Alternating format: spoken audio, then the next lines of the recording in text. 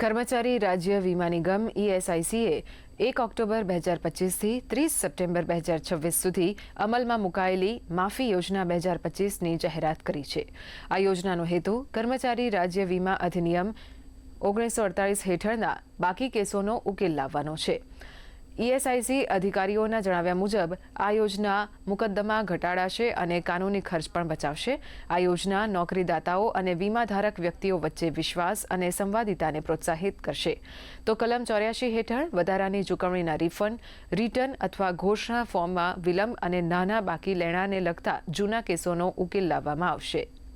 2025 एक amnesty scheme है जिसमें जो नियोजक और उनके एम्प्लॉइज आज तक ईएसआईसी स्कीम में रजिस्टर नहीं हो सके, ये उनके लिए एक विंडो ओपन किया गया 6 महीने के लिए, 1 जुलाई 2025 से लेकर के 31 दिसंबर 2025 तक. इसमें जो नियोक्ता आज तक अपने आप को ईएसआईसी में रजिस्टर नहीं कर सके, जो उनके लिए मैंडेटरी रजिस्टर करना, वो इसमें खुद को रजिस्टर कर सकते हैं. और अगर एम्प्लॉयर ने, नियोजक ने खुद को तो रजिस्टर किया लेकिन अपने वर्कर को रजिस्टर नहीं कर पाया आज तक, ये उनके लिए भी है कि अपने जो वर्कर हैं जिनको आज तक रजिस्टर नहीं किया, इसको रजिस्टर करें. इसमें खासियत ये है कि इस अवधि में अगर नियोजक अपने खुद को और वर्कर को रजिस्टर करते हैं तो उनसे किसी भी पास्ट लायबिलिटी के बारे में नहीं पूछा जाएगा, कोई भी सर्वे नहीं होगा, कोई भी इंस्पेक्शन नहीं किया जाएगा.